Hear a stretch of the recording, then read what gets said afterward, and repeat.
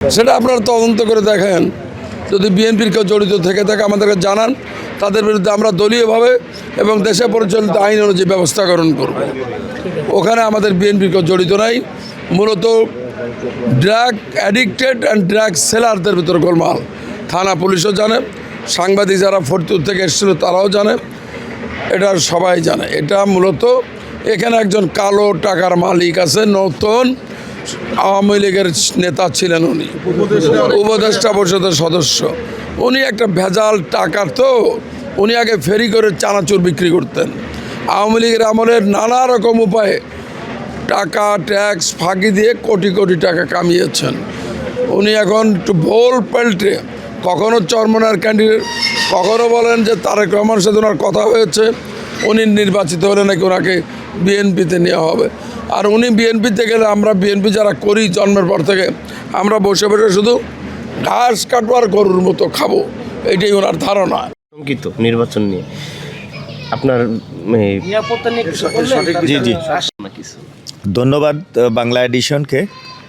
আমাদের এই নির্বাচনী প্রচারণা শুরু হওয়ার পরে প্রথম 2-3 দিন ভালো ছিল, কিন্তু তারপর থেকেই আমরা ধানের শীষের পক্ষে বিএনপির যে নেতাকর্মীরা, আমি তো একজন স্বতন্ত্র ক্যান্ডিডেট, আমাদের বিভিন্ন এলাকায় আমাদের নির্বাচনের মাঠে নামতে আমাদের কর্মীদের উপর বাধাগ্রস্ত করছে এবং অনেককে ডেকে নিয়ে তাদেরকে হুমকি দেওয়া হচ্ছে।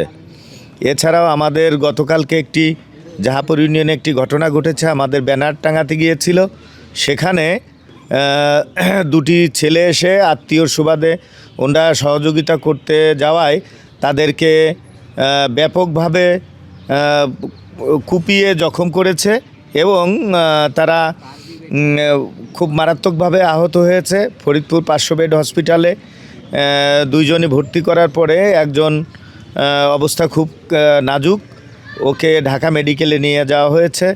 ওর খাদ্যনালীতে কোপ লেগেছে এবং বুকে 2টা জায়গায় তারা আহত হয়েছে। মাত্র 30% টাকায় জমির মালিক হয়ে নতুন বাংলাদেশের গড়ে তোলার স্বপ্ন দেখা বাংলা বসতি। এবং আর একটা অবস্থাও শ্বাসনালীর এখানে একটা কোপ লেগেছে এবং তারও 4-5টা কোপ লাগছে, রক্তে মাখা। আমি গিয়েছি, তাদেরকে দেখেছি। সেখানে খুব এই যাদেরকে কুপিয়েছে তারা তো খুব নিরীহ মানুষ, তারা আসলে অল্প বয়সী, তারা রাজনীতিও করে না, ছাত্র। তো তাদের উপর যেভাবে কুপিয়েছে, যে আতঙ্ক তৈরি করেছে, এলাকার মধ্যে আতঙ্ক তৈরি হয়েছে। আমাদের লোকদেরকে বিভিন্ন জায়গায় বাধাগ্রস্ত করা হচ্ছে। আমি খুব শঙ্কার মধ্যে আছি। এইখানে জিহাদ নামের একটি ছেলে, এই ছেলেটা এই কুপিয়েছে, এর সাথে আরও একজন ছিল, আমি ওনার নাম জানি না, এখনও শুনতে পাই নাই। এটি আমরা অভিযোগ করেছি থানা এবং আর্মিদের কাছে। তো এটার ওনারা তাদেরকে বিচারের আওতায় আনার চেষ্টা করছে ওনারা বলেছেন।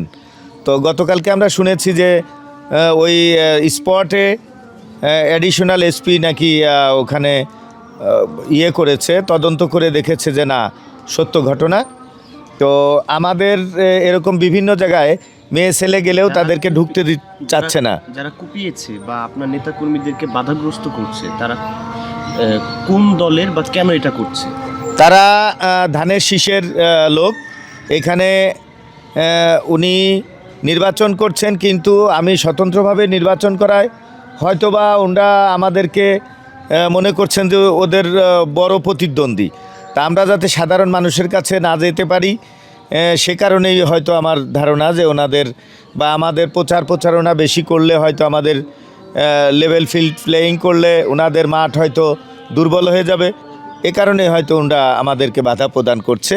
আমরা খুব ঝুঁকির মধ্যে আছি, নিরাপত্তাহীনতায় ভুগছি। আমরা